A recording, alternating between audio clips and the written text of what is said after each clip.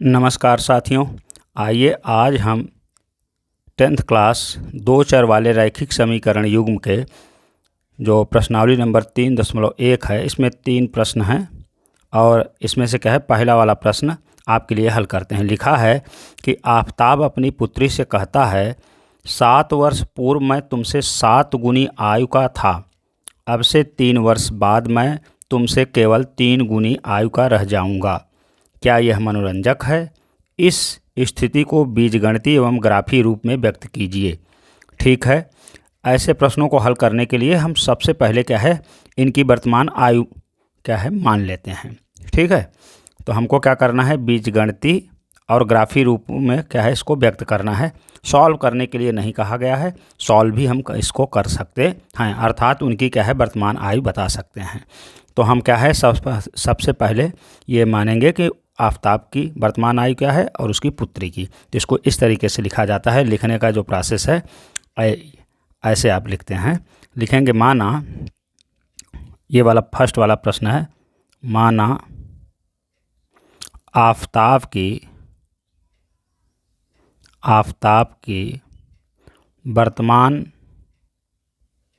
आयु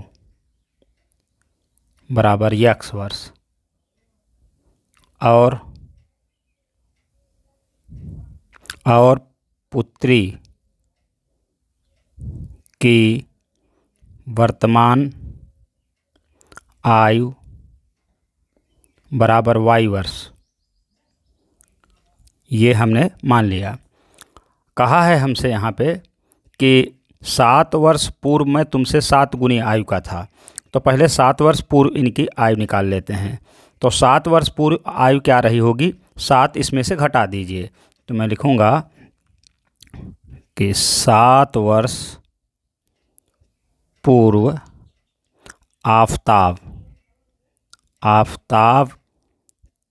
की आयु बराबर क्या, यदि क्या है आज x साल का है, वो x वर्ष का है, तो 7 साल पहले क्या होगा, माइनस ही करेंगे वर्तमान में से, तो लिखेंगे x माइनस 7 वर्ष, ये 7 वर्ष पूर्व है। अच्छा, इसी प्रकार से 7 वर्ष पूर्व पुत्री की भी तो आयु कुछ रही होगी, पुत्री की आयु, अच्छा वर्तमान इसकी पुत्री की y वर्ष है, तो इसमें से भी घटा दीजिए y माइनस 7 वर्ष। अब लिखिए आप प्रथम शर्त से लिखेंगे, इसलिए प्रथम शर्त से कह रहा है कि 7 वर्ष पूर्व मैं तुमसे 7 गुनी आयु का था। ठीक है, तो क्या करना है, हमको दोनों की आयु हमको बराबर में लिखना है जिससे समीकरण का निर्माण हो सके। तो क्या है, ये 7 गुना है 7 वर्ष पूर्व पहले, तो इसका मतलब ये और ये पुत्री की आयु बराबर होगी, या तो 7 का भाग दे दें हम आफताब की आयु में, या 7 का गुणा कर दें पुत्री की आयु में। अर्थात हम इसको इस प्रकार से लिखेंगे, x माइनस 7 यह हुआ बराबर होगा, 7 का गुणा कर दे रहे हैं पुत्री की आयु में, y माइनस 7, अब तो बराबर होंगे। अब इसी को हल कर देते हैं, तो लिखेंगे this implies that x minus 7 this equal to 7y, 7 का अंदर गुणा करा देंगे, minus 7 × 49, this implies that x यहीं छोड़ा, 7x को पक्षांतर किया, हम इस तरफ पक्षांतर करेंगे तो माइनस में हो जाएगा, माइनस 7y को पक्षांतर कर रहे हैं। अब क्या किया हमने, ये माइनस 7 ऐसे लिख दिया, और माइनस 49 मतलब 49 को भी हमने पक्षांतर किया, तो ये प्लस हो गया 49। सबको क्या है, हम इन दोनों को बाईं तरफ उठा ले आए और बराबर उधर कुछ नहीं बचा, 0। तो this implies that x minus 7y plus 42 this equal to 0, और ये है आपका इक्वेशन नंबर 1, मतलब एक क्या है इक्वेशन मिल गया। पुनः दूसरे समीकरण के लिए हमको करना क्या है, लिखा है हम कि प्रश्न में है आपके कि अब से 3 वर्ष बाद मैं तुमसे केवल 3 गुनी आयु का रह जाऊंगा। तो 3 वर्ष बाद पहले दोनों की आयु तो निकाल लें। तो इसके लिए आपको लिखना क्या है कि लिखेंगे 3 वर्ष बाद आफताब की आयु, अच्छा बाद में जो आयु होगी वो जुड़ जाएगी, तो मतलब क्या है x+3 कहेंगे, इतना वर्ष। भाई आज से 3 साल बाद कितने के होंगे, तो 3 साल जोड़ देंगे। अच्छा इसी प्रकार से 3 वर्ष बाद पुत्री की आयु बराबर y+3 वर्ष। अब आप लिखिए द्वितीय शर्त से, लिखेंगे द्वितीय शर्त से वो कह रहा है कि मैं तुमसे क्या है केवल 3 गुनी आयु का रह जाऊंगा।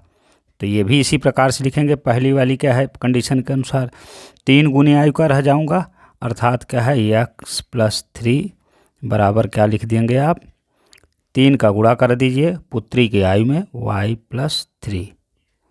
अब ये आपका हल कर दीजिए और दूसरा इक्वेशन समीकरण मिल जाएगा। तो दिस इम्प्लाइज दैट x+3 ऐसा ही है, दिस इक्वल टू 3y और +3 त्रिका 9, इन सब को क्या है पक्षांतर कर दीजिए। तो ये हो जाएगा x - 3y + 3 - 9 बराबर 0, और ये हो जाएगा आपका this implies that x - 3y, implies that के स्थान पे आप या लिख सकते हैं, मतलब ये और -6 this equal to 0, this is equation number 2। ये क्या है अभिष्ट बीजगणितीय रूप है, ये इक्वेशन 2 और इक्वेशन 1, ठीक है। तो आप एक जगह लिख दीजिए, लिखेंगे क्या कि अतः अभिष्ट बीजगणितीय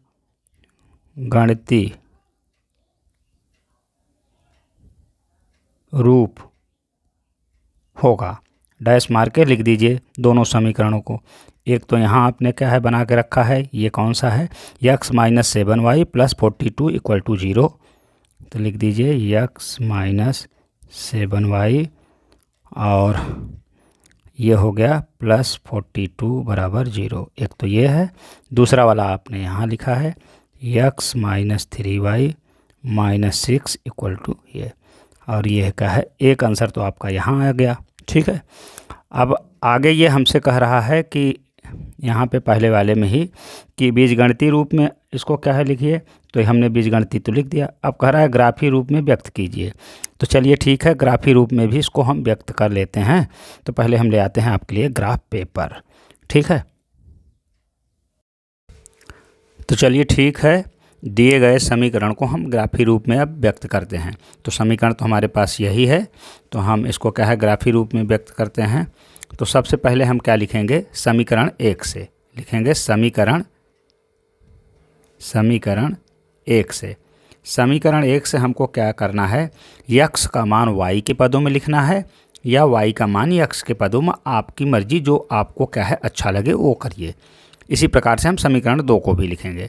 तो मैं क्या कर रहा हूँ, समीकरण 1 से x तो मैं इसी तरफ छोड़ा, बाकी सबको उठाया, इन सबको बराबर के उधर लिख दिया।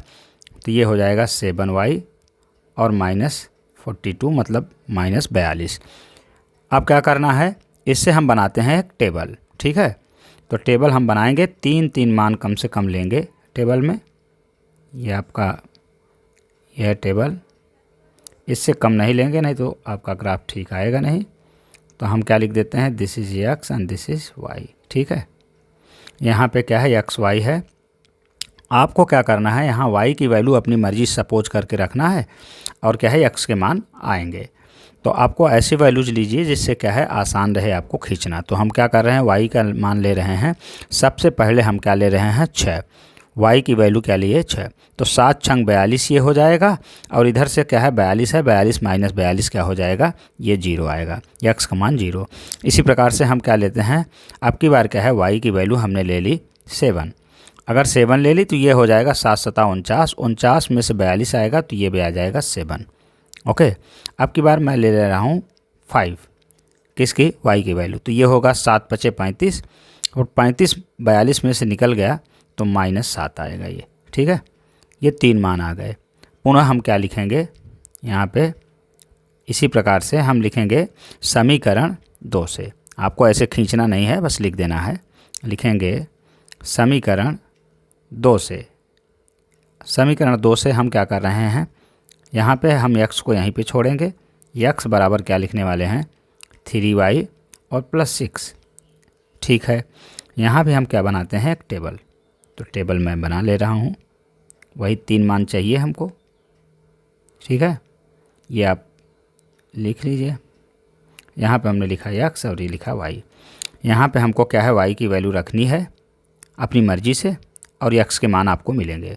तो सबसे पहले मैं रख दे रहा हूँ -2, और -2 रखेंगे तो 3 दूनी 6 -6 और ये +6 यहाँ पे है, तो ये क्या हो जाएगा, x की वैल्यू 0। अब मैं रख दे रहा हूँ यहाँ पे -3, y की वैल्यू रखा -3, तो ये हो जाएगा -9 और +6 और ये आएगा घट के -3। ठीक है, तो ये हो जाएगा भी, ये भी आएगा -3। ठीक है, अब मैं रख दे रहा हूँ y की वैल्यू -1। अगर ये -1 रखेंगे तो ये आ जाएगा -3 और ये +6, तो ये आ जाएगा 3, तो यहाँ पे आ जाएगा 3। तो 3 मान हमको क्या है, मिल गए। ठीक, आप कितना भी ले सकते हैं, पर हम 3 कम से कम लेंगे। इन्हीं को क्या है, हमको अब क्या है, खींचना है।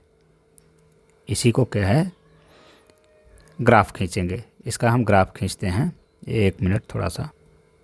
तो चलिए ठीक है, ग्राफ खींच लेते हैं इन दोनों टेबल्स का। ठीक है ना, ये दोनों समीकरणों के टेबल हमने बना रखे हैं।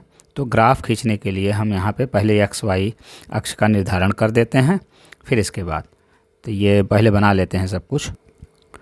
तो ठीक है, ये हमने क्या है, ग्राफ ले लिया है और इस पे हमने क्या है 1 2 3 क्या है इधर ले लिया है, और क्या है x की तरफ और y की तरफ हमने भी 1 2 3 ऐसे लिया है प्लस की, और x डैश की तरफ माइनस लिया है, ऐसे ही y डैश की तरफ माइनस लिया है।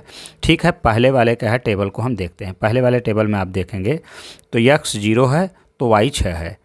अच्छा, x 0 कब होता है, जब क्या है y अक्ष पे हो तब। तो हम क्या ले लेते हैं, y 6 है और x 0 है, तो एक तो यहीं पे हो गया। ठीक है, इस वाले बिंदु को हम क्या लिख देंगे, यहाँ पे एक ब्रैकेट में लिख दे रहे हैं कि यह है 0,6।